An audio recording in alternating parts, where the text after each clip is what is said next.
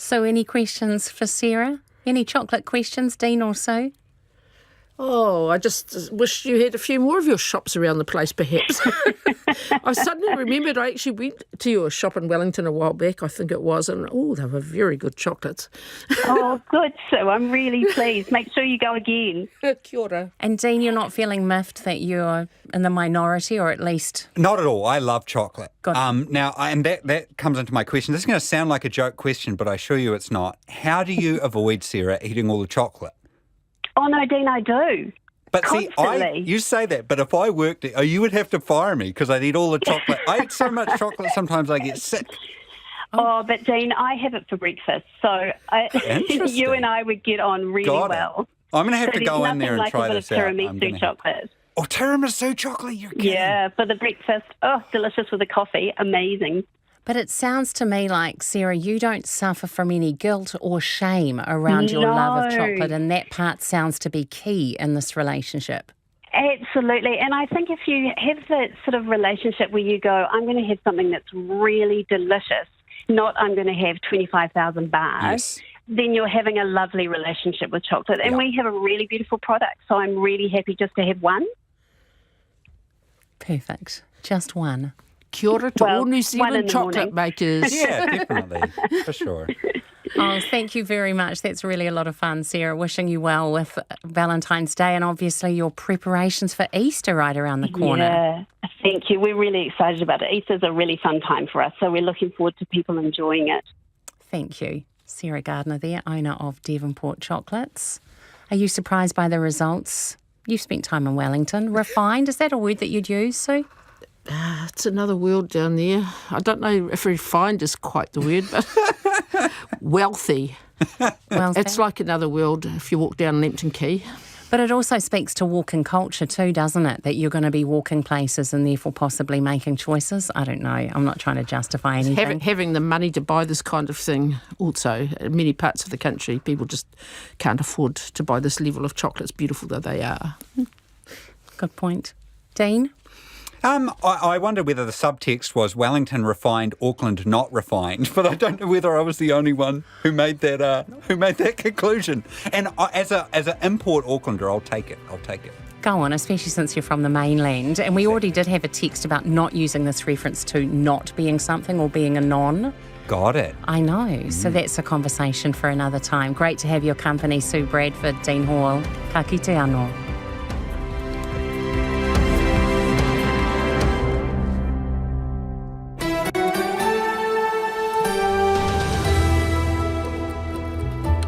Kei te whakaronga mai koe, kei te reo irarangi o Aotearoa. This is Checkpoint on RNZ National. I'm Jimmy Ellingham. Me haere ake nei, Aucklanders go train spotting as commuter chaos continues. Up to 1 in every 3 trains could be cancelled every day until March. A Kāpiti Coast teacher appears in court charged with the murder of Khandallah pensioner Helen Gregory. Calls for Greyhound racing to be banned after 2 dogs are euthanised in just over 2 weeks. We meet the digital nomads on a $250,000 round-the-world gap year, and a miracle in the water. Staff at a North Carolina aquarium believe a stingray has been impregnated by a shark. You can watch us live on RNZ's website, Facebook and Freeview Channel 50.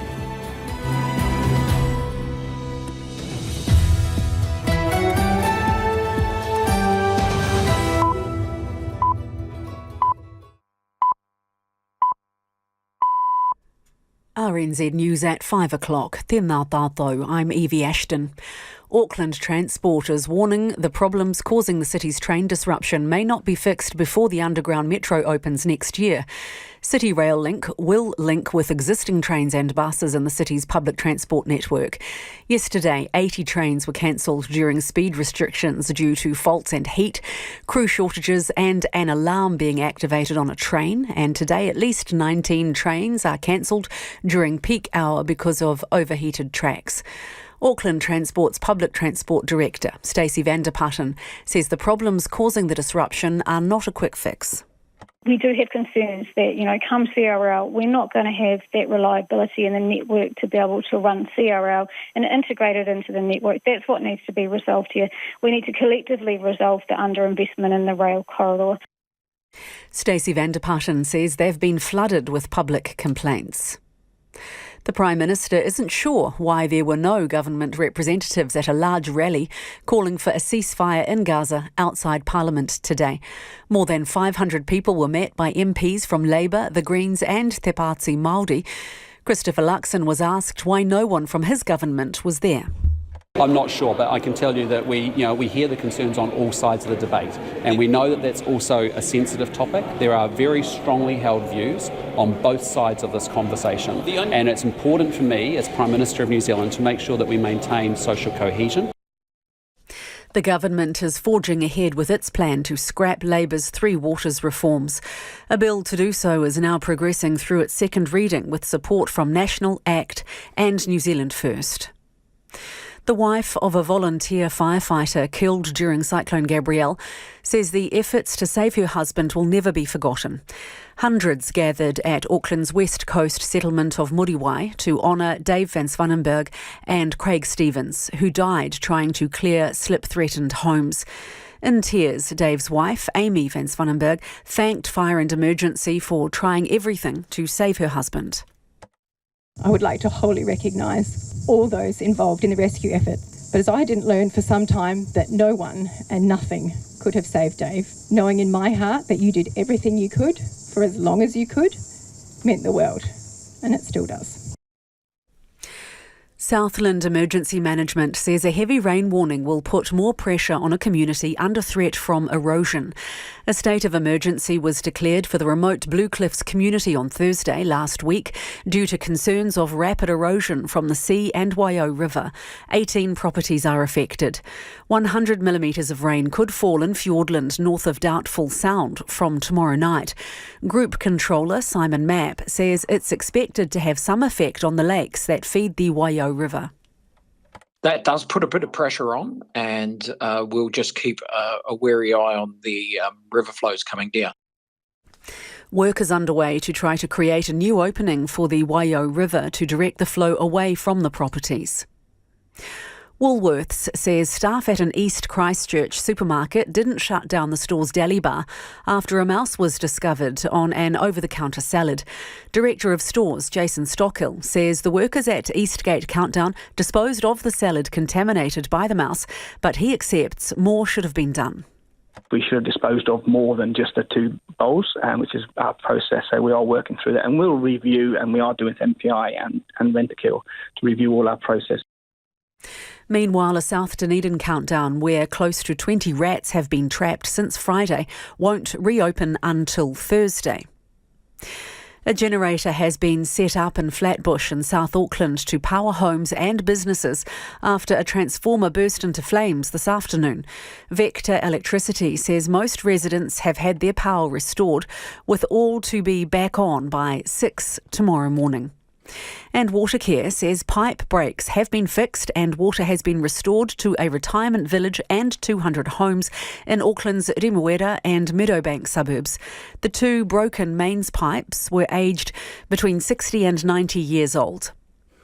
To sport, and South Africa's laboured through to 153 for 6 late on the first day of the second cricket test against New Zealand in Hamilton. Spinner Rachin Ravindra has been the most successful of the Black Cap bowlers, taking 3 for 23, while debutant Will O'Rourke, skipper Tim Southey and Neil Wagner have won each. New Zealand lead the series 1-0 and are seeking a first ever series win against the Proteas. An emotional Breakers captain, Tom Abercrombie, has called time on his 16-year professional basketball career. Abercrombie holds the record for the most Breakers appearances with 425 and is the club's leading all-time point scorer. The 36-year-old says he wants to be remembered as a player who did all he could to help his team. That's been a hallmark of my career, is being able to not box myself into playing a certain way. I've adjusted to playing for many different coaches and tried to play a role, whatever was called upon me at the time. And a law change to stop kicking duels and create more running rugby is being introduced to Super Rugby Pacific this season. Complaints about so-called kick tennis has seen many players simply standing still on the field watching while territorial kicks are traded. Koinanga pitu pitu kōrero. That's the news. Many are still in survival mode a year after Cyclone Gabrielle. I watch my neighbours now and they still can't move into their houses. Police documents show the 111 system is dangerously outdated. There is increasing evidence that there are deaths and injuries resulting from the way calls are being handled. Potato salad, anyone? I didn't know it was the supermarket that it was found at. They're so cute though, but they don't belong there, do they? We'll smell a rat. Morning Report, weekdays from 6 on RNZ National. And we're funded through New Zealand On Air. You're on Checkpoint next with Jimmy Ellingham. Right now, the short forecast from Met Service to midnight Wednesday. Northland, Auckland and Coromandel mostly fine with isolated showers mainly in the east. Waikato to Taumarunui, also Bay of Plenty and Taupo. Generally fine, isolated showers tomorrow. Fine weather from Gisborne to Wairarapa, also for Taihape. Taranaki to Wellington, partly cloudy. Nelson, Marlborough, Canterbury, Otago and Southland. Fine apart from rain tomorrow night about coastal Southland and Stewart Island, Rakiura. Bulla and Westland, mostly fine today. Cloudy periods and the odd shower tomorrow, more frequent in the evening. Fiordland, often cloudy with showers, turning to rain tomorrow night with heavy falls. And Chatham Islands, fine and cloudy periods, showers clearing this afternoon. It is 7 minutes past 5. I'll have traffic news and headlines for you at 20 past 5. Tēnā koutou katoa, no mai haere mai ki Checkpoint e tēnei rā. The commuter chaos continues in Auckland, with train passengers potentially facing weeks of disruption due to railway lines overheating, forcing trains to travel at half speed. Auckland Transport says 19 services have been cancelled in the peak period today between 3 p.m. and 6 p.m, with more expected after that. And AT warns the disruptions could continue through to March. It follows yesterday's cancellation of 80 trains across the city's rail network, prompting Auckland's mayor to call in the heads of Kiwi Rail, Auckland Transport and One Rail to explain what's been described as an omni-shambles. In a strongly worded email to the trio this morning, Wayne Brown said the frequent disruptions had become unacceptable and Aucklanders had reached the end of their patience. The southern, western and eastern lines have all been affected, and the disruptions aren't just impacting commuters. Joining us now is the head of the Newmarket Business Association, Mark North Thomas. Kia ora, Mark. It's not a great way to start the year, is it? What sort of effect is this having on business? Kia ora, Jimmy. Yes, it's quite disappointing that yesterday was the beginning of the first full week, really the first full working week after all the long weekends of 2024. And we started off with a bit of a stop, which was not ideal. It's just frustrating. And I know I've said sort of before that I do have some sympathy for Auckland Transport and all of this, because they're the ones delivering the service on the infrastructure. But the infrastructure itself at the moment is really not fit for purpose. Very frustrating. So what's your biggest concern here?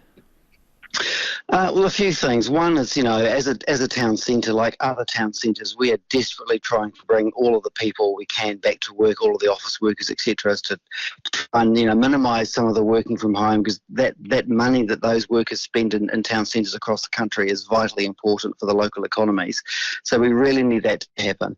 However, it's really hard when the options the people have got to get to work are severely limited or unreliable. And I think the biggest challenge in front of us right now is the credibility.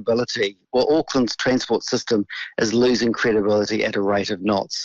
People don't have confidence that they'll be able to go to a train station and be able to get home on time or when they plan to. It's very difficult to plan when they're going to arrive to work or when they can get home from work to deal with things they have to in domestic environments.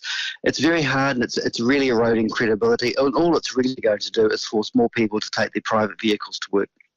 What about today's news that this could happen until March? What's your reaction to that? I was pretty shocked, actually. And of the 19 trains that were cancelled this afternoon, 15 of those directly impact Newmarket. So, Newmarket's a bit of a transport hub in terms of the railway network. And so we are very impacted by anything going on the lines. So the fact that it might continue out until March is really quite concerning. And what is also of concern to me, I've learned today, that some of the new tracks that we've been patiently waiting for Kiwi Rail to do their thing with, in terms of, we've had the Eastern Line shut down for many, many months while they were doing the upgrades, and apparently even there are still issues on some of the newly laid tracks as well as some of the older ones.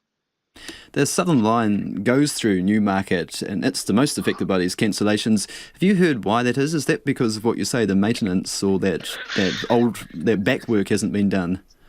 Well, I think what I'd be led to believe, some of the new track hasn't been de-stressed, which means it hasn't sort of been stretched and squashed, taken all the stress out of it, so it can withstand some of some of the peak temperatures which you would expect most train tracks would be able to withhold.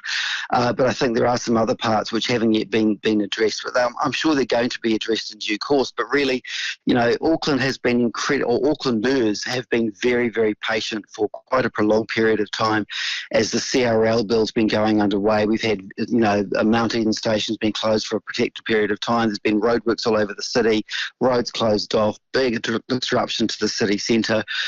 And the train timetable's been a bit of a Russian roulette, really, and seeing what's going to happen.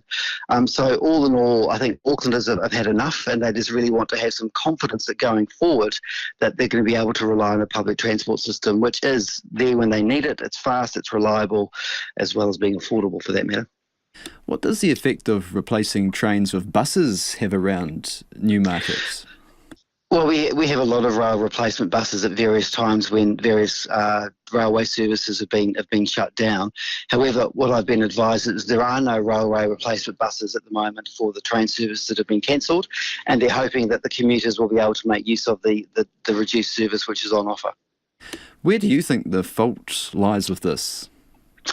Well, I think, KiwiRail need to take some ownership. At the end of the day, they're the ones in charge of the infrastructure, and One Rail has a role in terms of that as well. And Auckland Transport are the retail end of it. They're the consumer-facing service, which is what we all see every day, and they do get a lot of flack. And sometimes, to be fair, the flack is justifiable. But I think in this situation, it's not. And KiwiRail need to be held to account to see, are they doing the right stuff? If they haven't done what they said they were supposed to be done, why haven't they done it? When is it going to be done? When are we going to be able to say we now have a railway system in place which is going to be reliable and have some resilience against things like weather? And I mean, the fact it was 25 degrees yesterday and the tracks overheated, and I know they got to 40 or whatever it was degrees. I'm quite sure there are many railway services in many countries in many parts of the world in much hotter climates than Auckland that are able to maintain some sort of railway service. Yeah, Newmarket's been beset with issues. There's roads, now trains, and the city rail link has been a long time coming. Are you concerned about the reliability and, as you mentioned before, the public's faith in public transport just isn't there now? I think there is a hell of a job in front of, of New Zealand, Auckland as well, but New Zealand in particular, infrastructure-wise, there's a lot of deficits that need to be filled in terms of building what we need to have to cope with what the current demands are. But yes, in Auckland specifically, there is a massive credibility issue that the commuters have had their fingers burnt so many times with the unreliability, and it's so disappointing because for a while there, public transport was really ramping up, going back sort of pre-COVID. People were using the buses and the trains. There was massive patronage upswings. It was fantastic. But since those days, it's really, really unravelled pretty quickly. COVID didn't help, and this sort of stuff happening now is really doing a lot of damage. So there's going to have to be a massive push from all parties concerned to really drive some great communications to convince people that the network is reliable. Only if, of course, the network is going to be reliable. Thank you. That's Mark North-Thomas, the head of the Newmarket Business Association. To Wellington now, and Khandallah residents are relieved police have arrested and charged a 52-year-old woman for the murder of their fellow resident, Helen Gregory. The 79-year-old was found dead in her Baroda Street home 3 weeks ago after what police said was a violent act. The woman accused of her murder is a teacher based in Paraparaumu. Jemima Houston reports. Craig Dunshea owns Dunshay's Deli at the bottom of Baroda Street, where Helen Gregory was found dead in her home. He says police have done a fantastic job on the case and is pleased an arrest has been made. From everything that the police had issued as far as information regarding their investigation, they've always managed to waylay any fear in the community, I believe, and this is just going to solidify that comfort level. A 52-year-old woman was arrested yesterday and charged with murder. She appeared in the Wellington District Court today, keeping her head bowed and staring at the floor for most of the proceeding. The Paraparaumu-based woman was granted interim name suppression to protect her right to a fair trial. Police are now examining her home. Craig from the local deli in Khandallah hopes the court proceedings aren't drawn out too long. Because I'm sure it's been very difficult for the family in general. Up the road at the Khandallah village, another resident is relieved an arrest has been made. It's great that there's an arrest and it's been sorted out very quickly, so that's a good one for the police.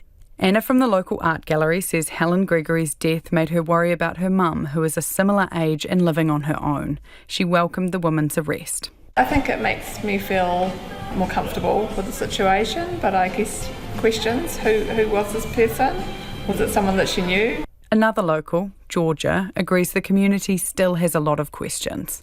It happened for a reason. Is that something that the community needs to worry about, or is it something, we just need to be more aware of and making sure we reach out to, people who are older in the community or making sure that they feel like they can talk to one another if something happens? Former MP and Khandallah resident Peter Dunn says speculation and rumours have been circulating. But by all accounts, she was a quiet woman who kept to herself. It just didn't seem right. So that was what gave rise to a lot of the concern about what was really going on here. He says the court proceedings will provide comfort to locals, but it won't stop the gossip. Nothing will in these sorts of circumstances. But I think it will be seen as part of the closure to what was a pretty sad incident for a community that doesn't have these sorts of things happen in it. The accused woman has been remanded in custody until a hearing next month. It's 5:17. Kia mau tonu mai, you're listening to Checkpoint on RNZ National. I'm Jimmy Ellingham in for Lisa Owen. The opposition is trying to wedge open cracks in the coalition, questioning why the Prime Minister is allowing David Seymour to undermine him. It's just the latest episode in the ongoing back and forth surrounding ACT's Treaty Principles Bill and kicks off the return to Parliament for a very busy 4 weeks ahead. Here's our Deputy Political Editor, Craig McCulloch. It's been the big will he or won't he, but Christopher Luxon finally got there last week, unequivocally ruling out supporting ACT's legislation to redefine the treaty principles into law. But almost as soon as the words were uttered, David Seymour was on Newshub's AM show questioning the commitment. Perhaps he got a bit nervous after Waitangi. The bit I don't believe is that he won't change his mind if the public really want it. Today was the first day back at Parliament since then, and Labour was quick to seize on that difference. Is David Seymour correct that he's lost his nerve on the Treaty Principles Bill? I reject the member's assertion, but what I'd say is that member should be the one that is nervous, because when Kieran McAnulty starts shaving off that beard, he needs to be ready to go. Chris Hipkins wasn't knocked back, up for round two. Is it acceptable for one of his ministers to tell the media that the Prime Minister's lost his nerve and he doesn't believe the Prime Minister's being truthful with the public? We are aligned on the things that matter, which is getting things done, cleaning up after your government's mess, so that's what we're going to get on to. And then take three. If any minister other than David Seymour was to claim publicly that the Prime Minister had lost his nerve and wasn't being truthful with the public, would they still be a minister? I support all of my ministers. They're doing a fantastic job. They're doing a fantastic job. The only member in this whole House who should be nervous is the person answering the questions. A slip of the tongue. He meant to say asking. On the exchange went. Does he agree then with the Right Honourable Winston Peters about David Seymour? Well, it's disgraceful that somebody is so desperate, and this petty, childish schoolboy behaviour just won't do. Cue those coalition partners leaping into action. Up first, New Zealand First's Winston Peters. That questioner did not say when that statement was made, and therefore the Prime Minister could not be responsible for that, and get a life and learn how this process works. David Seymour also tried to weigh in, much to the Speaker's annoyance. Oh. That's how we all feel. Honourable David Seymour. Thank you, Mr. Is this a Speaker. point of order or what? I think I might be able to assist with it, yes. No, well, I don't want your assistance. Your loss, Mr. Speaker. And at long last, a response from the Prime Minister. This is a coalition government of three parties. We have different views from time to time, and that's actually quite okay. It's quite healthy and it's quite constructive. Just perhaps not so constructive this afternoon. It's 5:20. You're with Checkpoint on RNZ National. Kia ora, ete iwi. Don't forget you can text us on 2101, tweet us at checkpointrnz or email checkpoint@rnz.co.nz. Anaya iwi, mena pito pito kōrero. An Auckland business leader has told Checkpoint the city's public transport system is losing its credibility with infrastructure that's not fit for purpose. Newmarket Business Association's Mark Knopf-Thomas was speaking after Auckland Transport said rail disruption could continue into next month. 19 train services in the peak 3 to 6 p.m. period were cancelled today. 35 services were axed yesterday. A 52-year-old woman has appeared in court charged with the murder of Wellington pensioner Helen Gregory. Ms Gregory, who was 79, was found dead in her home in Baroda Street, Khandallah on January the 24th. About 500 people have protested outside Parliament calling for a ceasefire in Gaza. They were met by MPs from Labour, the Greens and Te Pāti Māori. Prime Minister Christopher Luxon says he's not sure why there were no government representatives there.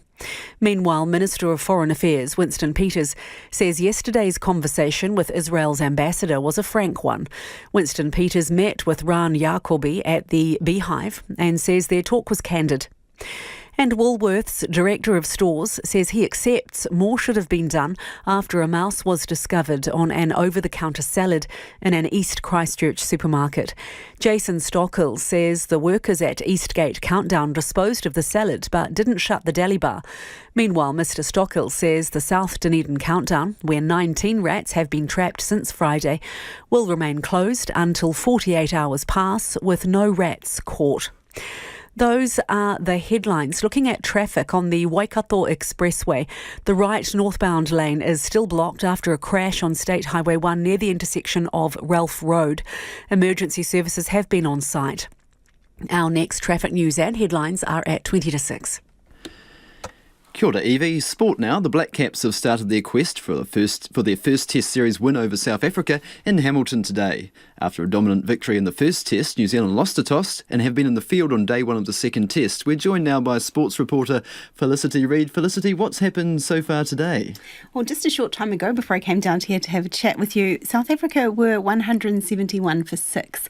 So we're into the last session of the day's play. So as that score suggests, we are going very, very slowly with the run scoring today from South Africa. Yeah, it reminds me of a Test in the 1990s or something. We don't see that very much now. No, we don't. And especially after the last Test against South Africa, this one isn't quite like it. For today, David Bedingham, who was the last batter out, he got 39 off 102, and that included 7 fours. So that just suggests how slowly and how much blocking of the ball that South Africa have been doing against New Zealand today as well.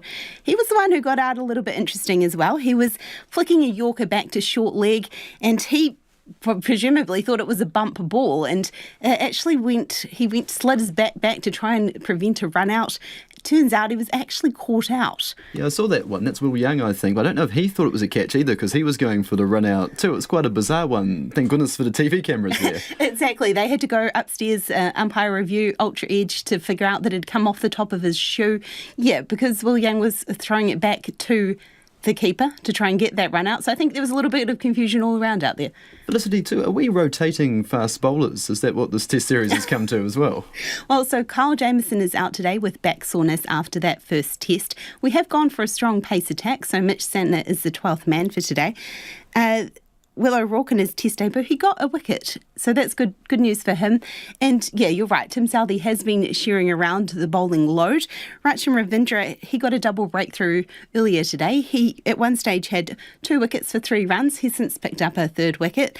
And Neil Wagner's getting some game time against South Africa in the hopes that he can prove something before this Australia series as well. Yeah, it's countrymen, and South Africa's 172 for 6. Let's move on to rugby now, and Super Rugby are making a law change to encourage more running rugby. Tell us about that. Yeah, so it's a law change that's going to be a trial with World Rugby. It's a change to the offside rule. So currently the offside law states players in front of the kicker can be onside as soon as the kick receiver has either passed the ball or run 5 metres with the ball. The change for Super Rugby will be that defenders will remain offside until they've been put onside by a teammate who has either come from behind the kicker or the kicker themselves. So this is a big part of wanting to stop those players kind of hanging around, waiting for that kicking duel for territory, and players not really getting involved in the game, and like what we've seen overseas recently as well. Yeah, there's nothing worse than that kicking back and forward on a cold May night. But do you think it'll work, Felicity? I think this has been a big part of fans and coaches and players have all provided that feedback to Super Rugby, and they have said that this is a big part of why they want to do it. It's to try and encourage it and to try and get these people, I guess, switched back into rugby and to try and encourage maybe a different style of rugby as well. And basketball, a Breakers legend and a legend of the Tall Blacks really, Tom Abercrombie, he's called time on his long career today. Yeah, so the Breakers captain after 16 seasons has called time on his career. I was at the Breakers headquarters today for the media conference where he announced this decision. It was emotional scenes. Even before he'd even had a chance to read out a statement, he was in tears. He'd sort of overcome by this emotion, especially after hearing Coach Mody Maor say how much Tom Abercrombie means to this club. It's his hometown club and it's an opportunity. He's been around, I think fans will have, he debuted in 2008, so I think fans will have watched him not only grow as a basketballer, but also grow as a man essentially as well in this role. He's undoubtedly going to have his singlet hanging in the rafters of that gym as well. That's alongside the likes of Paulie Hanare and Dylan Boucher. So he's decided to make this call now. Breakers have still got a little bit potentially to play in this season, but you've spoken with him, so I think everyone will get to hear from him later in the show as well. Yeah, they will in a few minutes' time. Thank you, Felicity. Now let's go to a small Bay of Plenty town has stood out in recent real estate statistics with house prices there skyrocketing. The latest QV house price index says the average home in the Bay of Plenty town of Kāpiti has quadrupled in 10 years. However, it still sits as the lowest priced district in the country, reaching about $450,000 in 2023. A former mayor says early investors are away laughing, but a local says the growth is piling pressure onto rent prices and local businesses. Jordan Dunn has the story. For the fifth consecutive year, Kāpiti, with a population of just 7,500, has experienced the biggest housing price growth in a decade. Former Mayor Malcolm Campbell, who served on the Kāpiti District Council for 27 years, says the place has become a haven for retirees who want to be mortgage-free and live the good life. Now he says the town is simply playing catch-up. We were so far behind the eight ball, you could come and buy a house here in Kaldor for $50,000, 10, 15 years ago without too much problem at all. So they had to go up. There's no two ways about that. Mr Campbell says long-time residents will be stoked they invested in the town. Motorhomers particularly who came here and decided to set up their home base here in Kāpiti. They'll be laughing all the way to the bank, and good on them, so they should be. But our average house price is still around about $100,000 less than, say, Whakatane, Edgecombe or Poriki. Like the rest of the country, he says house sales are starting to slow. But General Manager of Kāpiti Enterprise Agency, Kevin Power, says if you're not a homeowner, you've got the short straw. He says a housing shortage is putting pressure on renters. The rents are extremely high for the quality of house and the wages here. So there's a lot of pressure on locals housing-wise. And Kevin Power says out-of-towners with a bit of cash are swooping in to nab listed properties, which is having a flow-on effect. There's plenty of work here, but there's not enough housing. So the downturn, it's affecting the smaller jobs.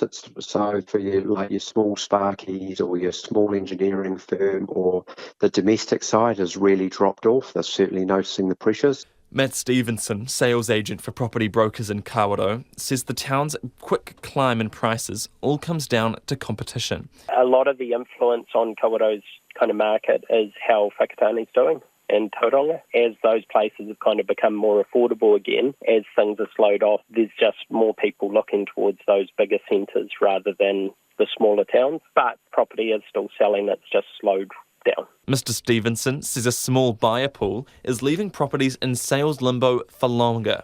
However, analytics company CoreLogic says a small uptick in buyers and prices is anticipated across the country for 2024. It's 5:29. Kia mau tonu mai, you're listening to Checkpoint on RNZ National. Time for the business news now. Ko Takahoa Nainei, ko Nona Peltier. Nona, Fletcher Building is still on a trading halt with more fallout and speculation ahead of its result tomorrow. We talked about Fletcher yesterday, so what's the latest? Let's just keep on talking about it then. Well, the latest is there was an announcement later yesterday after we talked about how the board said that they expected the chief executive, Ross Taylor, to also consider his own position in the company as part of their meeting today. We haven't heard what's happened. The company's still in a trading halt.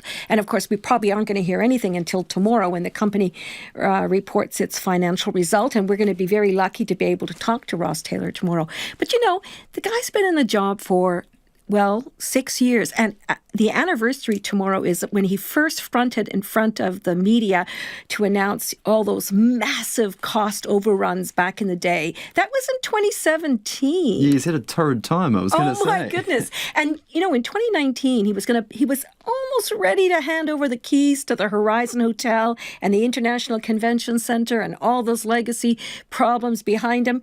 And then the fire. And so he thought he had mopped it all up. Then he had like a car, a parking lot full of water. So, the man has had nothing but like a lot of trouble.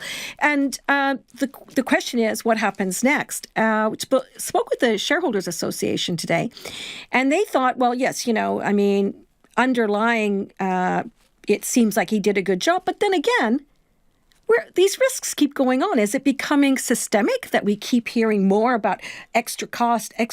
And of course, the one question we did not get an answer to, which we will hopefully find out tomorrow, is what about those leaky pipes in Western Australia? That's going to be a multi-million-dollar headache for somebody. Is it going to be one for Fletcher? We don't know. Well, watch this space. You'll tell us tomorrow night. I certainly will. Nona, and Vulcan Steel's first half profit is down, but it didn't disappoint. Yeah, how much did it make? Well, their net profit was down 50%, and you would have thought that might set the market in a kind of a downward pressure on their share price, but it didn't. No. In fact, their share price rose 1.4%. And I think the reason is, though I'm not an analyst, nor did I talk to one, but probably because they said that they thought their sales, their falling sales had stabilized, and that there was a turnaround then in the market. They could see, some light at the end of the tunnel. So their net profit was $26.1 million, and that was versus $55.4 million.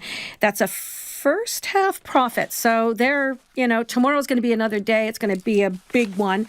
What do we got? Well, the local top 50 index, after all of that, it fell just 18 points to 11,740.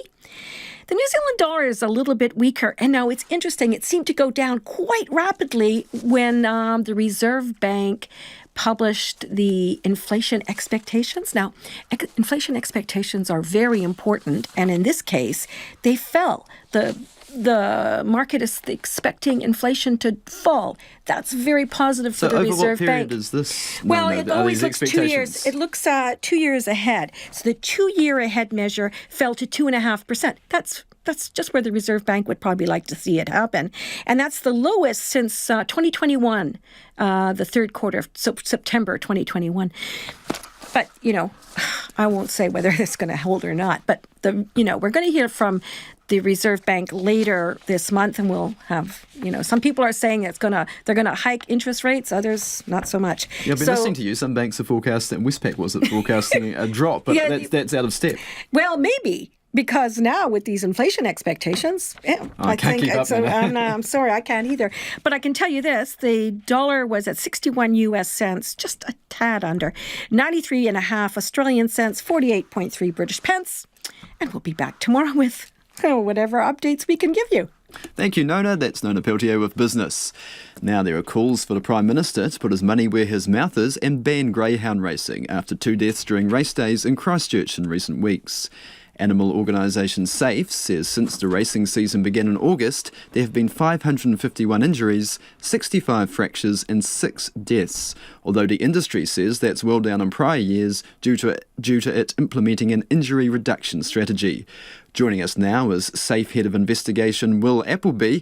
Will, can you talk us through the latest deaths at Addington?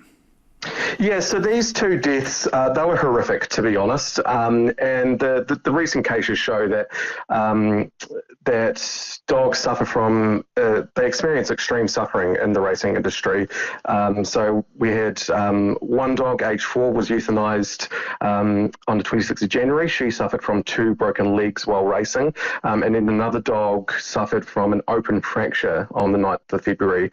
And she was only 2 years old and had to be euthanised. Now, these are just 2 dogs within a wider context.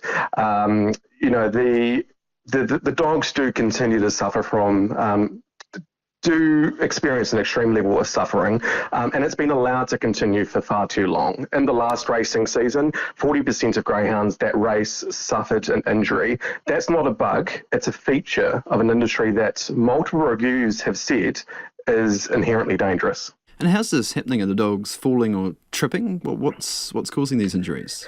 Yeah, it can be a variety of issues that cause those injuries. For broken legs, it tends to be some kind of fall, some kind of trip, running into other dogs. You've got to remember that these dogs are running at very, very high speeds, and they're jostling for position, especially as they bend around the corner.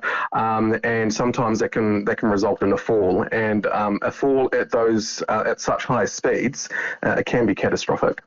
Now, Greyhound Racing New Zealand says the number of injuries is falling and claims it has measures in place to reduce these injuries. What do you make of that? Yeah, I mean, look, to be honest, we've got to put this into the wider context. This has been an issue for a long time. Back in 2013, the first independent review was published. We had the Hansen report published in 2017, the Robertson report published in 2021. All three of those reviews identified significant animal welfare concerns, and they do continue to persist. The Racing Integrity Board, they reported on the industry's progress last year, and they also identified concerns related to injuries, track safety, data recording, and even the independence of its own animal welfare committee. And as we've seen in Christchurch recently, dogs are still suffering from horrific injuries as a result of racing. Now, those two last reviews in 2017 and 2021, they both said that greyhound racing is inherently dangerous. So our position is that the only way to protect these greyhounds is to ban greyhound racing. Well, that's what Prime Minister Christopher Luxon said before the election last year, but there's no mention of timing about that. Is that good enough? It's not good enough. And to be honest, it's been very frustrating how long this has taken. As I mentioned, the first independent review was back in 2013. Greyhound Protection League and SAFE were talking about the issues in greyhound racing back in 2012. The previous government should have moved to ban greyhound racing much sooner. It likely became another victim of Labour's policy bonfire, and those decisions were delayed until after the election. I think that was a mistake, but we do have an opportunity here. There's an opportunity for Christopher Luxon to make this a priority, to put his words into action and to protect these greyhounds from further harm. That previous government did put the industry on notice, though, and lots of work's been done to upgrade some tracks. Is that just not enough, or is that only a stopgap measure in your view? Yeah. The last government did take a strong line on greyhound racing, and we were very pleased to see that. Former Racing Minister Grant Robertson was very strong in his terms that the industry had to make improvements or risk closure. But that decision was meant to be made early last year, and the can just kept getting kicked down the road. Following Grant Robertson, we had Kieran McAnulty as Racing Minister. He did say that there would be change of some kind. If greyhound racing was to continue, it would be under much stricter conditions or it would close. But again, that decision was kicked down the road. So we've been waiting in limbo over all this time. We've had the election. It's now time to make a decision on the future of greyhound racing. The improvements haven't been good enough in our view. And Christopher Luxon needs to put those words into action. He did say that he thinks greyhound racing should be banned during the election. I hope that isn't a broken promise. Have you contacted him or Racing Minister Winston Peters on the issue, and if so, what have they said? Well, we're in the process at the moment of updating our case in support for a ban on greyhound racing, and we'll be sending that to the new racing minister within the next couple of weeks. But as I say, this is an issue. The evidence has been there for so long now, and it keeps getting delayed. Other things getting prioritised, and as a result, dogs are suffering, and it's just not good enough. So they just need to crack on and get on with it, really. Do you think Mr. Luxon will follow through on that promise? Let's see what happens. He did say that he thinks greyhound racing should be banned. So did Chris Hipkins. He said that greyhound racing should be banned in that same election debate. And you have to remember, this is a very unpopular industry. In fact, SPCA commissioned an independent poll which found 74% of New Zealanders would vote to ban greyhound racing in a referendum. So this should be an easy decision for the government and probably some good news for them. That was Safe Head of Investigation Will Appleby. Greyhound Racing New Zealand said in a statement that it's saddened and disappointed by the euthanasias of the 2 greyhounds. It said euthanasia was considered by an independent veterinarian the most humane option. It said the rate of race day euthanasias has reduced drastically, going from 67 in the 2018-19 racing season to 7 in each of the past 2 seasons. Greyhound Racing New Zealand said this is due to animal welfare measures it's recently put in place. It's 20 to 6, you're with Checkpoint on RNZ National. Kia ora, e te iwi. Don't forget you can text us on 2101, tweet us at Checkpoint RNZ or email checkpoint@rnz.co.nz. Anaya iwi mena pito pito kōrero. Auckland's mayor has ordered a stop on all the city's transport projects that are paid for by the regional fuel tax, which the government is ending in June. Mayor Wayne Brown says Auckland Transport mustn't assume that the money will be replaced by higher council rates or debt. A flag at Muriwai Fire Station has been flying at half-mast today for the unveiling of a memorial for 2 men who died during Cyclone Gabrielle. The memorial, built by members of the West Auckland Beach Community's Fire Brigade, commemorates the lives of volunteer firefighters Craig Stevens and Dave van Svanenberg. A 20-year-old man has been charged after a crash on Muriwai Beach last month, in which 19-year-old Madison Chamberlain died. He's accused of dangerous driving causing death and is due to appear in the Waitakere District Court on February the 23rd. The government's repeal of Labour's Three Waters legislation has passed its second reading in Parliament. The House has gone into urgency to repeal the legislation. Local Government Minister Simeon Brown says it's an end to Labour's divisive and unpopular Three Waters programme. Labour says the Coalition's water services alternative will cost people more. And in the US, a Massachusetts judge has dismissed lawsuits by families accusing Harvard University of mishandling the bodies of loved ones donated to its medical school. The former manager of the school's morgue sold body parts on the black market. The families had accused Harvard of negligence. Those are the headlines. Looking at traffic, a crash on the Waikato Expressway near the intersection of Ralph Road has now been cleared away and all lanes are open. And in Auckland, on State Highway 16, the northwestern motorway, a breakdown heading east is blocking the 3 left lanes between St Luke's Road and Newton Road. Our next news and weather are at 6 o'clock. Kia ora, Evie. As you heard earlier, New Zealand basketball legend Tom Abercrombie has called time on his playing career, announcing his retirement today. Abercrombie's statistics are pretty impressive. He's won 4 championship titles with the Breakers. He holds the record for the most appearances, over 400, and he's scored more than 4,400 points. He's the only player to have played in all 6 of the club's championship games, winning the grand final MVP in 2011. He says he's given 16 years to playing for the Breakers and professional basketball, and it felt like the right time to go. I think I've given everything in a physical and a mental sense to this game, and it's time for me to pass the baton on to someone else to lead this club, and for me to explore some new adventures in life, and it just felt like the right time. What are you most proud of? Look, I'm proud of a lot of things I've done at this club, and the obvious ones that stick out are probably, the championships and the success that we were able to have on court. But I'm probably most proud of, the impact and impression I've been able to leave on my community. I've always put a great emphasis and effort on making sure that, every kid I've interacted with and every fan and things, to really give them the time, because you never know the kind of impact that can have later in life. And there's a lot of fans who had photos with me when I was when they were 5 years old. I certainly wasn't, but I was a youngster and they were young, and they've grown up watching me play basketball now, and pretty cool to see that come full circle. And a lot of them come up and talk to me now and show me old photos, and it's pretty cool to see some of those stories come full fold. You mentioned those fans. So what's the state of basketball like in New Zealand, do you think? I think basketball's in a great place. The popularity of the sport just continues to grow and grow, and the Breakers have been doing a fantastic job of flying that flag, I guess, in New Zealand and in a professional basketball sense. And I think there's just more and more kids wanting to get into the sport and playing it now, and that's what we like to see. Obviously, it's a sport I love and have grown up playing, and I want to see as many kids as possible playing the sport as well. And how much of a role are the Breakers playing in that? I think the Breakers play a crucial role. Any sport's all about the pathways and giving kids inspiration and something to strive towards and achieve. And obviously every kid wants to play in the NBA, but I think, every young kid in New Zealand wants to play for the Breakers one day too.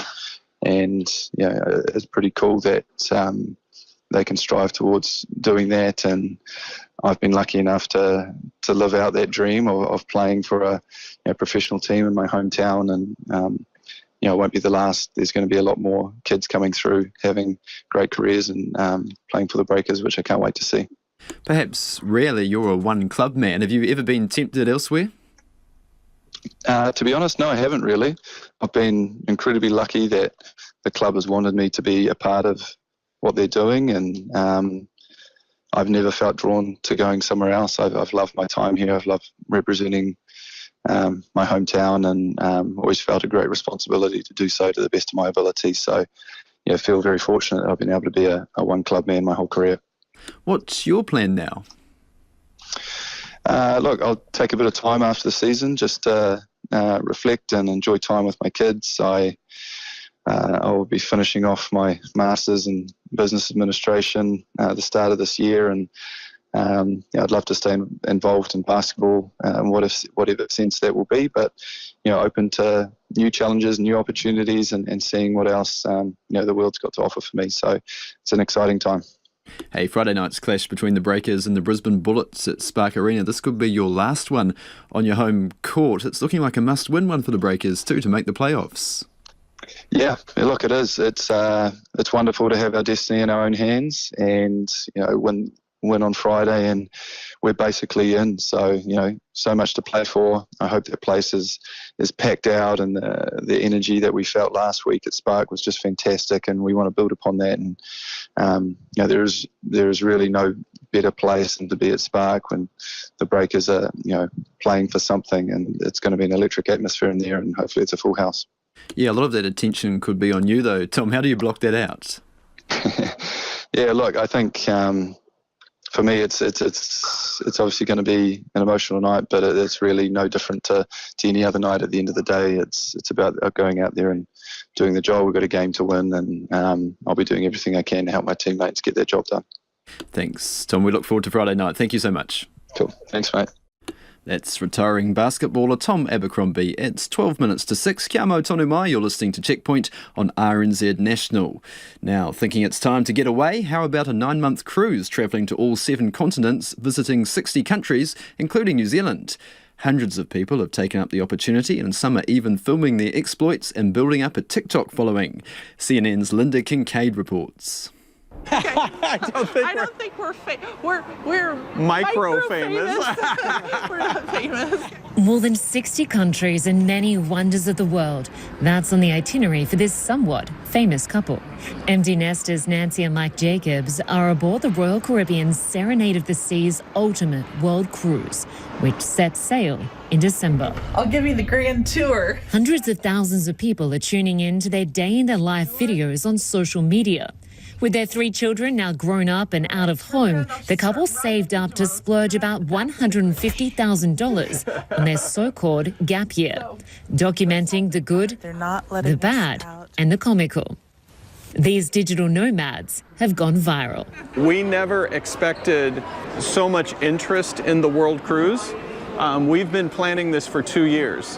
And, for us, it's the trip of a lifetime, but we did not know so many other people would be so interested. This isn't the first round-the-world cruise, so why is it gaining so much attention? It's the internet, according to one expert. Historically, would not have been able to video yourselves in the Drake Passage and get that online speedily. And now, obviously, you can. Hi, guys. Social media influencers are already accustomed to uploading videos multiple times a week or a day. Content creators now using their talents as they cruise the seas. We just want to see people in the buffet. We want to see people doing their laundry. We want to see people just sitting on deck having a nice time. It is the kind of brilliant drama that's basically no drama. And I think that's, to be honest, why we're all loving it. This just happened. And it's safe to say accounts like Cara Harms will keep people on their toes. Breaking world cruise bingo news. We're crossing off the minor mysteries. But as some passengers are receiving unexpected fame, others are simply enjoying the experience with family. I think it's just really interesting that the world is so obsessed on TikTok with the cruise. The best part of the cruise is going to sleep and waking up in a new country. Just going to sleep and waking up and having a new experience. The worst part is trying to pace myself and not eat too much food. There's quite a few crowds. With 7 months to go, viewers are sure to stay tuned to this reality show at sea. Good and bad news on the Israeli hostage front in Gaza. 2 hostages held by Hamas in Rafah in southern Gaza have been rescued in an Israeli operation in Rafah, but health officials in the occupied territory say airstrikes that provided cover for those rescues killed nearly 70 people. CNN's Nick Patton-Walsh says it's very difficult to undertake any hostage rescue without civilian casualties. Words barely needed.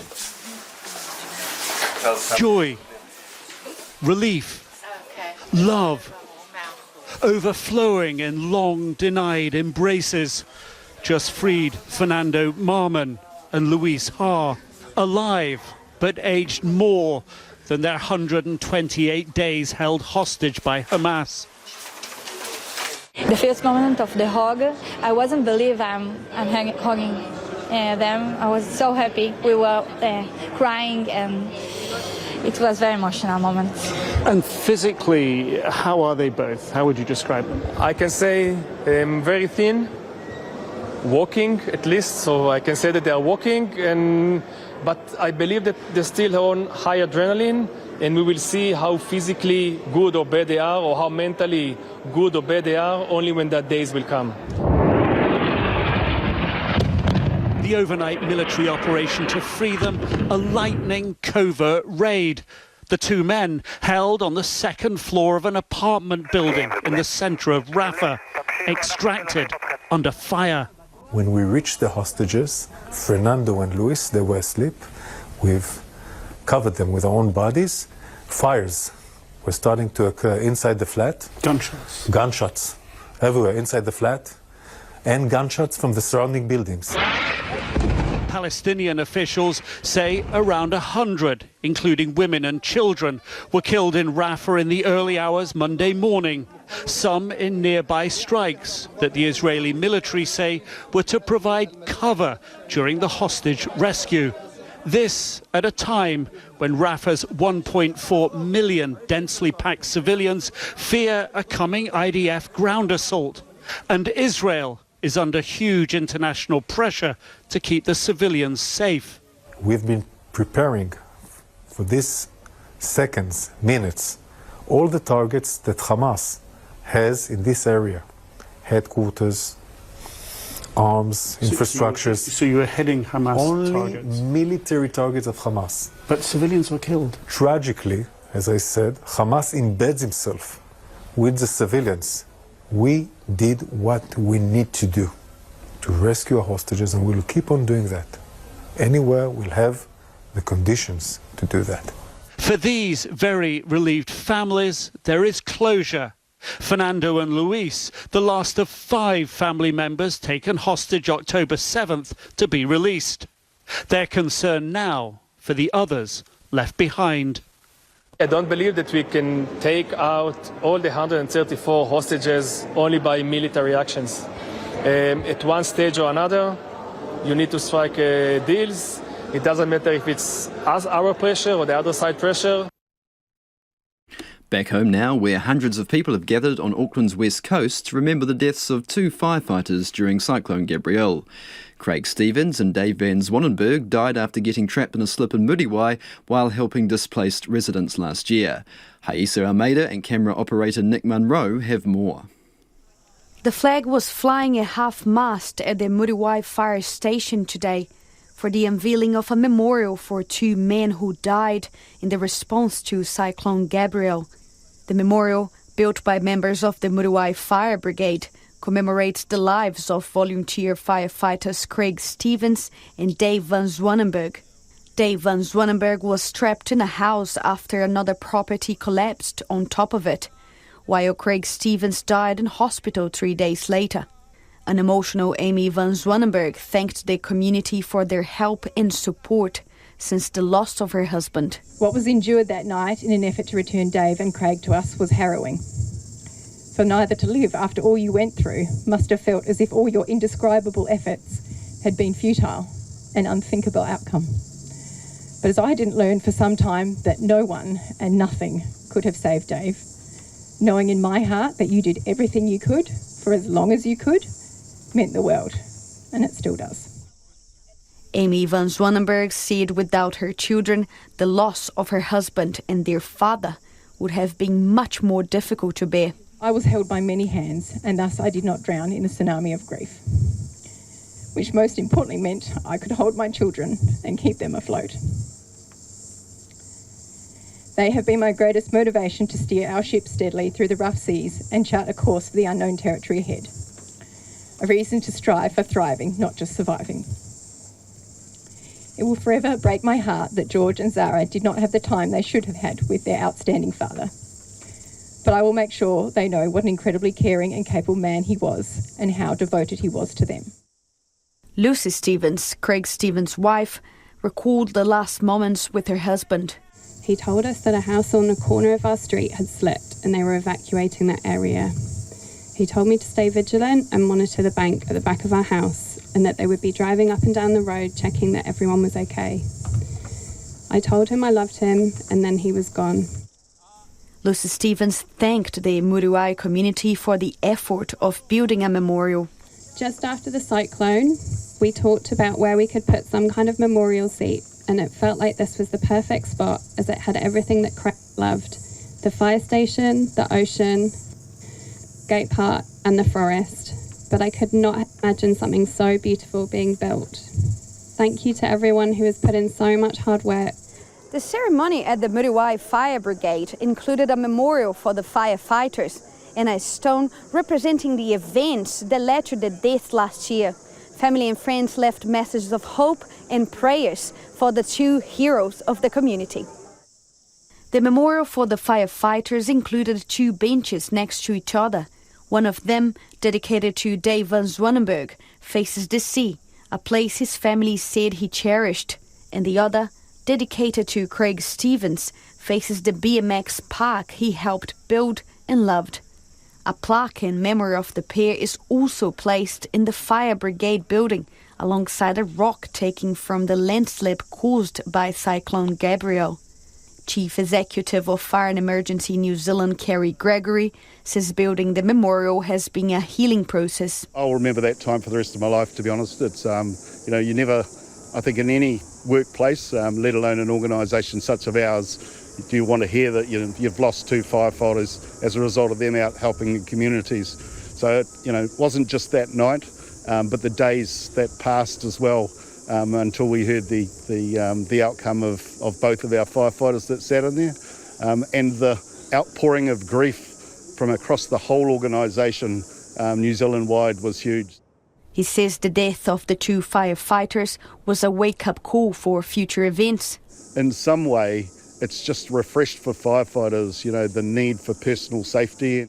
The memorial, organised at the local Fire Brigade building in Muriwai, will be open to the public. And you can check out the video version of that story online. Time for some of your feedback now. And Harry says this has been ongoing for decades, talking about the Auckland rail cancellations. He says there's deferred maintenance, useless decisions by central government and councils. Transport is only one problem. There's also water, roading, the 111 system, you name it, maintenance failures everywhere. Another texter says if Melbourne and the Victorian state are suffering extreme heat, are the commuter trains still running without deformed rails? And if so, why can't we not manage this in Auckland? Another texter says stressing rails is a standard maintenance practice and should be undertaken after track renewals or major maintenance and at least every 6 to 7 years regardless. This person says Kiwi Rail knows this, so is it a lack of annual funding that means they are not doing it? RNZ News at 6 o'clock. Tēnā tātou, I'm Evie Ashton. Auckland's mayor has ordered a stop on all the city's transport projects that are paid for by the regional fuel tax. The government announced last week that the tax would come to an end in June. Mayor Wayne Brown has written to the chair of Auckland Transport, telling the agency to immediately halt work on all fuel tax funded projects. He says AT mustn't assume funding will simply be replaced by higher council rates or debt. Meanwhile, Auckland Transport has been flooded with messages from irate customers about train cancellations. Trains have been running at half speed today, with 19 cancelled due to tracks overheating, a day after 80 services were cut for a variety of reasons, including temperature. AT's Public Transport Director, Stacey Vanderputten, says commuters have lost patience. What yesterday resulted in was an amplification of our customer voice over repeated frustrations. We had an overwhelming influx of queries about these things. Stacey Vanderputten says the trains won't return to full service anytime soon because of existing speed restrictions caused by faults, heat and a train crew shortage. The government's repeal of Three Waters has passed its second reading in Parliament with support from National, ACT and New Zealand First. The House has gone into urgency to repeal the legislation, with the first 2 readings happening in rapid succession. Local Government Minister Simeon Brown says the legislation will put an end to Labour's divisive and unpopular Three Waters programme. We're actually going to act in pace to get this implemented so local government has the tools and the policies to be able to get on and make the long-term infrastructure investments they need for New Zealanders. Labour's local government spokesperson, Kieran McAnulty, says people will pay higher rates under the government's new plan for water services. Labour has tried to wedge open cracks in the coalition on Parliament's return this week, questioning why the Prime Minister is allowing David Seymour to undermine him. Christopher Luxon last week ruled out supporting ACT's Treaty Principles Bill into law. But Mr Seymour has since questioned that, saying he thinks the Prime Minister just got a bit nervous and will change his mind if the public demands it. Labour's leader Chris Hipkins used question time this afternoon to prosecute the disagreement. Is David Seymour correct that he's lost his nerve on the Treaty Principles Bill? I reject the member's assertion, but what I'd say is that member should be the one that is nervous, because when Kieran McAnulty starts shaving off that beard, he needs to be ready to go. Mr Luxon later told Parliament it was healthy and constructive for the 3 coalition parties to have some differences. The wife of a volunteer firefighter killed during Cyclone Gabrielle says the efforts to save her husband will never be forgotten. Hundreds gathered at Auckland's west coast settlement of Muriwai to honour Dave van Swanenberg and Craig Stevens, who lost their lives in a slip last year while helping residents.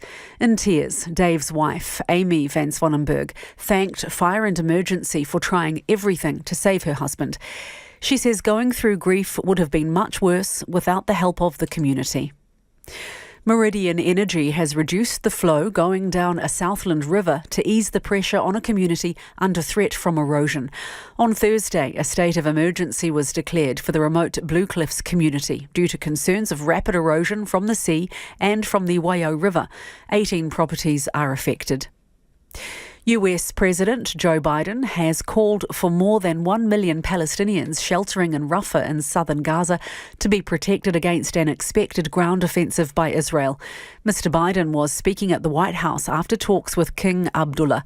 The Jordanian monarch says an Israeli attack on Rafah would result in a humanitarian catastrophe. The BBC's Nomia Iqbal reports. King Abdullah is the first Arab leader to meet President Biden since October the 7th, and the King has been very open about what he thinks should be happening. He wants an immediate, long-lasting ceasefire, and he also wants a two-state solution. These are all issues that President Biden has also raised.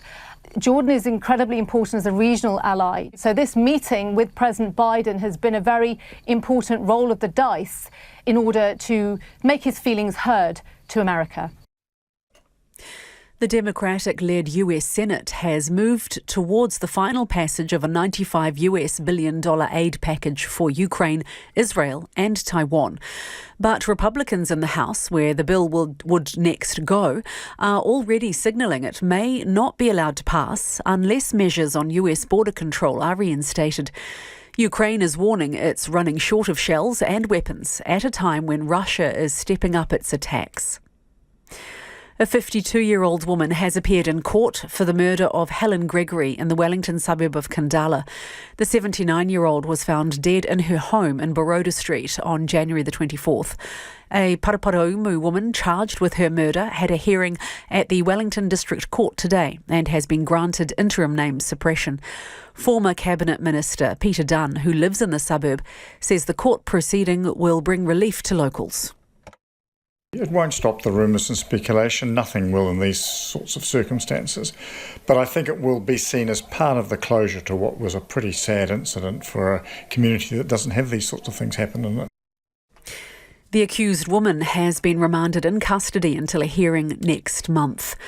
And South Africa's moved through to 201 for 6 late on day one of the second cricket test against New Zealand in Hamilton. Spinner Rachin Ravindra has been the most successful of the Black Cap bowlers with 3 for 32, while Matt Henry, Neil Wagner and debutant Will O'Rourke have 1 wicket each. Koinanga Pitsupitsu Kōrero. That's the news. Tomorrow after 1pm, Google is not the best place to seek advice about what to get your partner for Valentine's Day. The best gifts require a bit of sacrifice of your time and thought, not just a whole lot of money. So says Dr. Scott Rick, who studies the emotions behind our financial decisions. His new book helps us see the invisible forces that shape the way we handle our money so we can use it to live happier lives. And he joins me on Afternoons with Jesse Mulligan tomorrow from 1pm on RNZ National. You're back on Checkpoint next with Jimmy Ellingham. Right now, the short forecast from Met Service to midnight Wednesday. Northland, Auckland and Coromandel, mostly fine weather with isolated showers, mainly in the east. Waikato to Taumarunui, also Bay of Plenty and Taupo. Generally fine, isolated showers tomorrow. Gisborne to Wairarapa, also Taihape, fine weather. Taranaki to Wellington, partly cloudy. Nelson, Marlborough, Canterbury, Otago and Southland, fine apart from rain tomorrow night about coastal Southland and Stewart Island, Rakiura. Bulla and Westland, mostly fine today. Cloudy periods and the odd shower tomorrow, more frequent in the evening. Fiordland, often cloudy with showers, turning to rain tomorrow night with heavy falls. And Rekohu, Chatham Islands, fine and cloudy periods, showers clearing this afternoon. It is 7 minutes past 6. I will have news headlines for you at 6:30. No mai hoki mai. In Australia, the big supermarket chains have been facing unprecedented scrutiny of late, with a federal parliamentary inquiry underway alongside an investigation by competition regulator, the ACCC. And like here in New Zealand, most shoppers will tell you they're already keenly aware that they're spending more at the stores than intended. So, what are the techniques the retailers employ to encourage shoppers to part with more of their hard-earned cash? For more, here's the ABC's Nick Grimm. Okay, tap away when you're ready. As most supermarket shoppers know, the cost of a trolley of groceries keeps taking a bigger bite out of weekly budgets. It's become a bit ridiculous, to be honest. Everything's gone up and wages stay the same, but everything else is just astronomical. This man has also found himself spending more than expected. Yes, I actually do. Grapes. The little ones wanted grapes. They saw it, so I ended up buying grapes. No tantrums in the store. Nearby, another customer is loading her groceries onto her bike, and there's a little more to carry home than she'd counted on. Can I ask you, do you ever fall into the trap of spending more at the supermarket than you'd intended to? Every day, every time, without fail. You go in for one item and you come out with a bucket full, so I'll try. How does it happen that way? I don't know. I think going in there hungry is a really bad idea. When they do a little special half price, I go nuts and I'll buy, 10 containers of shampoo when I need one. It's just, I guess it's human nature. But it's human nature that the big retailers devote plenty of time and energy into understanding, anticipating and exploiting. And so they position product accordingly. It's all very scientifically laid out. Nothing happens by chance. Brian Walker is from the retail consultancy Retail Doctor. He says the supermarkets will bait customers with lower priced products, then reel them in with more expensive add-ons. Supermarkets are renowned for this by putting milk and what have you at the back end of a supermarket or the rear of a supermarket. They're compelling customers to walk past every other product and then, of course, encourage the interest and the impulse to buy. I was looking at cornflakes on the shelf. The home brand variant disappeared altogether. I mean, it just wasn't even in stock anymore. So the consumer had no choice but to either switch supermarkets or go to the next cornflake item, which on the shelf was nearly double the price. Lecturer in marketing at the Australian National University, Dr. Andrew Hughes, keeps a close eye on the supermarkets and believes consumers can sometimes beat them at their own game. If you notice how supermarkets do it usually so well, is the fresh produce is on the right-hand side as you walk into the supermarket. So you make a beeline for that. That's done out of consumer psychology, because what you'll do then is you go, okay, well, now I've got all the good stuff. I can justify spending some money on the bad stuff. My advice to people is reverse that trend a bit. Go off and get the bad stuff, so to speak, first. It'll make you more conscious that you're getting some bad stuff, and you're less likely to spend money on it where the margins will be a lot higher. And then do your first fresh produce last. And that way, it's better for your diet, but also better for your bank balance. Let us know what you think about that. 2101. Europe needs a massive and urgent increase in arms production so it can defend itself, according to Germany's leader. Chancellor Olaf Scholz's comments came at a ceremony to break ground on a new factory in the north of the country, which will ramp up production of shells. The war in Ukraine has exposed shortages in the continent's ability to supply its own arms.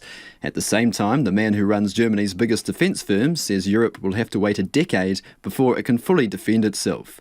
From Berlin, the BBC's Jessica Parker reports.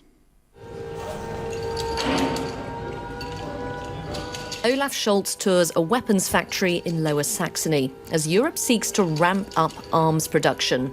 On this site, there will, within years, be a new ammo plant run by Rheinmetall. That's Germany's biggest defence firm. Its chief executive is Armin Pappberger. How long do you think Germany and Europe would need in order to be able to be ready to have what it needs, not just to help Ukraine, but to defend itself? I think we need 10 years. Really, we need 10 years because the stocks are empty. And if you really have an aggressor who wants to fight against NATO, it's a long time. We are fine in 3-4 years, yes, but to be really prepared, we need 10 years. NATO was busted until I came along. There are renewed fears that a Donald Trump presidency will weaken US-Europe security ties after the front-runner for the Republican nomination suggested he'd encourage aggressors like Russia to attack NATO countries that fail to pay their dues. No, I would not protect you. In fact, I would encourage them to do whatever the hell they want. You got to pay. It was the issue I asked Olaf Scholz about as he did a long walkabout of Rheinmetall's facilities. I'm absolutely sure that NATO is of essence for the United States, for Canada, for the European countries, and we cooperated so long since World War II. We stick to it. The President of the United States sticks to it. He was joined by the Danish Prime Minister, Mette Frederiksen. Do you think that Europe must get ready to go it alone if necessary without US support? I think Europe has to be ready no matter what. The situation we are in with a more and more aggressive Russia and a war going on for now 2 years in Europe shows us that we have to scale up and we have to speed up. Men are busy at work here maintaining tanks and producing ammunition. But Germany hasn't spent 2% of its economic output on defence since 1991, though it aims to this year. According to estimates, a majority of NATO members were set to miss that target in 2023. Germany's past hangs heavy over this debate. Rearmament has previously led to military and moral catastrophe. Where you carry that. Julius Krishan is a former disarmament campaigner. Now 86 years old, he says he's changed and Germany's changing too after Russia's full-scale invasion of Ukraine. I remember the last days of the Second World War, fleeing from the east, hearing the cannons. That happened because democracy wasn't defended. It's nearly 2 years since Chancellor Scholz declared Zeitenwende a turning point in defence and foreign policy. Allies want to see a more assertive, less cautious Germany. While no one knows what the US election will bring, Donald Trump's latest remarks are being described as a wake-up call for Europe, though it would hardly be the first. It's 6:15 and you're with Checkpoint on RNZ National. As Israel celebrates the rescue of 2 hostages from Gaza, international condemnation of its plan to attack the city of Rafah is growing ever louder. Palestinian health officials say more than 100 people were killed in Rafah during the Israeli air raids on Sunday night. The ABC's Nicole Johnston has the latest. A night of air raids across Rafah. Palestinians described it as terrifying. Israel dropped bombs on a city where 1.3 million people are barely surviving the war. In the morning, bodies piled up, laid out on the ground, shrouded in white. A man raises the body of a small child above his head. Yusuf Hamash works for the Norwegian Refugee Council and lives in Rafah. Last night we lost that sense of safety that we had for a couple of weeks in Rafah. When we woke up after the middle of the night on the huge bombardment all over across Rafah, more than 15 houses, several mosques. Bombardment didn't stop up to the early morning. I thought the military operation is just started and that was going to be the end for us in Rafah and we are going to a bloodbath. The Israeli military released this video. It says this is the moment 2 Israeli hostages were rescued from a heavily guarded apartment in Rafah. Israel says the airstrikes provided cover for the operation. Idan Bijarano is the son-in-law of one of the hostages who was rescued, Louis Ha. We saw them, a lot of tears, hugs, not many words, just being together, surrounded by the family and surrounded by our beloved people that were without us for so long, more than 4 months. Israeli Prime Minister Benjamin Netanyahu praised the special forces who carried out the rescue, calling it perfect. I want to tell you that the release of Louis and Fernando is one of the most successful operations in the history of the State of Israel. There are still around 100 hostages being held in Gaza. Hamas kidnapped more than 240 during its October 7 attack on southern Israel. About 130 were released during a prisoner swap deal with Hamas. Mr. Netanyahu says the war is necessary to put pressure on Hamas to free more hostages. But international pressure is growing on Israel not to launch a full-scale attack on Rafah. In the Netherlands, a Dutch court has ordered the government to stop exporting fighter jets to Israel. And the EU's top diplomat, Joseph Borrell, has suggested the US and other countries use weapons as leverage with Israel. How many times have you heard the most prominent leaders and foreign ministers around the world saying too many people are being killed? President Biden said this is too much on the top. It's not proportional. Well, if you believe that too many people are being killed, maybe you should provide less arms in order to prevent so many people being killed. And from the US, White House National Security Advisor John Kirby has called on Israel to provide an escape route for people in Rafah. But it's home to those folks. That's Gaza's home. And they shouldn't be forced to leave Gaza if they don't want to leave.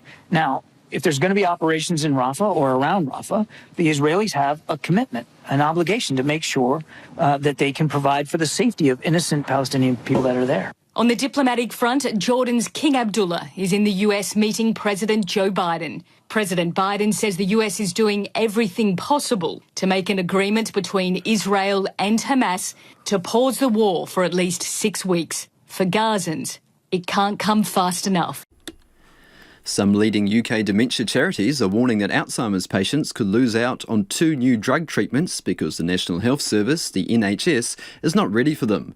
The medicines, which are expected to be licensed within months, slow the early stages of the disease and could pave the way for new treatments. The BBC's Fergus Walsh has more. Dawn is 62 and about to get her first dose of a new Alzheimer's drug, donanemab, as part of a trial. We started. All right. Her memory problems were identified early, and she has only mild cognitive impairment. I feel so grateful that I noticed and that I investigated further and that I know, because knowledge is power, and it could mean that it just slows it all down. And if it slows it down, then I'll be able to function as I'd like to. In trials, donanemab and another drug, lecanemab, slowed cognitive decline by between 1/4 and 1/3 in patients with early-stage Alzheimer's. That gives you, over that 18-month period, about 5 months at a higher level of function. For me, that's meaningful, but it's small. I think these drugs do represent a turning point in our research in Alzheimer's, but I also think they are just the beginning. If the drugs are approved, patients would need a specialist brain scan or a spinal lumbar puncture to check they are eligible. At present, just 2% of Alzheimer's patients have either of these tests. We're worried that tens of thousands of people could miss out on having treatments because the NHS isn't ready to deliver them. We need to have a really clear plan from the NHS about how they're going to scale up services. The Department of Health says early dementia diagnosis is vital, and it's working to identify and treat more people as new drugs become available. And there, see that white bit there, here? David, who's 79, has been on lecanemab for over 3 years as part of a study. Although his Alzheimer's is progressing, his wife Cheryl feels the drug has helped. They're not saying this is a complete cure. No. Just giving individuals more time before they can't remember, who their children are. It's given me longer with David as my husband. So, that's worth all the money in the world. Yes, that should be fine. The drugs can cause swelling and bleeding in the brain, so patients like Dawn need careful monitoring. But despite their side effects and modest benefits, many scientists believe they represent a defining moment in the fight against Alzheimer's. When Russia launched its invasion of Ukraine, volunteer fighters rushed to the front line to defend their country. The whole nation was mobilised and Western aid and weapons poured in. Now, 2 years on, the headlines have switched to talk of frozen funding, ammunition shortages and problems recruiting soldiers. For Ukraine, the goal of liberating its territory hasn't changed. The BBC's Eastern Europe correspondent Sarah Rainsford reports. These are the patrols many Ukrainian men now dread. Conscription officers like Pavlo, hunting for draft dodgers. Ukraine needs a lot more soldiers, but they're not flooding to the front lines anymore. So some have to be caught and cajoled. Pavlo lost his arm near Bakhmut in a mortar attack. But he wanted to go on serving his country. So now he looks for other men who can still fight. There's a full-scale war, but it's still like people don't care. We need everyone to come together, like they did on the first day.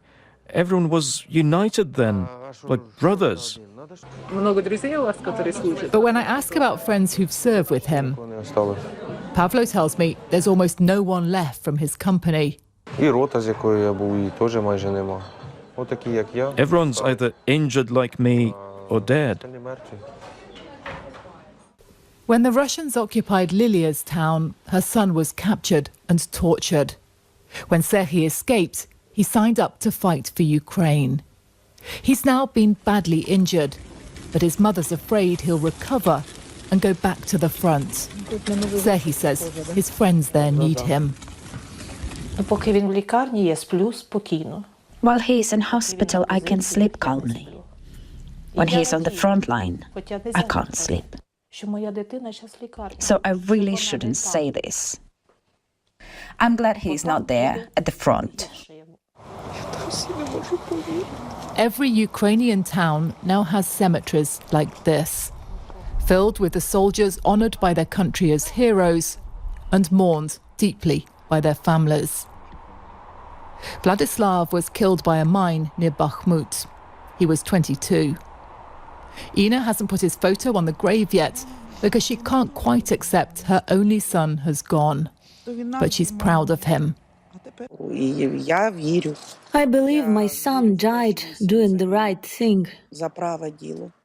When I ask about those who avoid signing up, Ina doesn't judge them. Do you think my son wasn't afraid?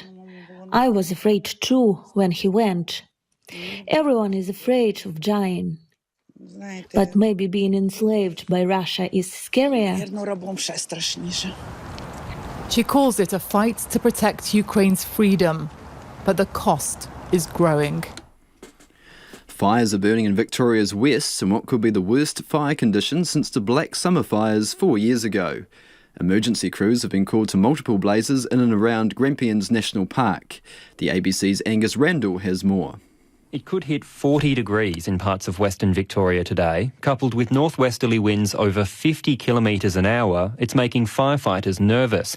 Jason Heffernan is from the Country Fire Authority. We haven't seen these catastrophic conditions before. In fact, it's the first time Victoria has had a catastrophic fire day since the introduction of the Australasian Fire Danger Warning System. So it will be a challenging day. It does mean for communities in those areas, if your plan is to leave early, you should have already done so. Alongside the catastrophic fire danger facing the Wimmera in Western Victoria, large parts of the state, including Melbourne, have an extreme fire danger rating.